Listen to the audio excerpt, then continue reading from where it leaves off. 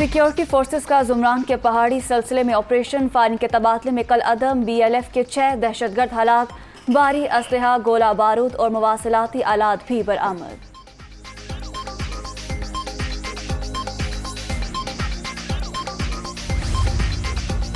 Petroleum मसनूआत की कीमतों में इजाफे के खिलाफ PTI का एहतजाज, इमरान खान कुछ देर बाद खिताब करेंगे। PTI चेयरमैन की तकरीर बड़ी स्क्रीन पर दिखाई जाएगी।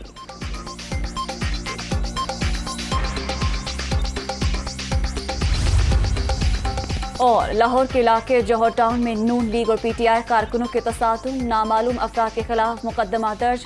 पुलिस मौके पर पहुंची तो मुलजिम फायरिंग करके फरार हो चुके थे। FIR का मतन।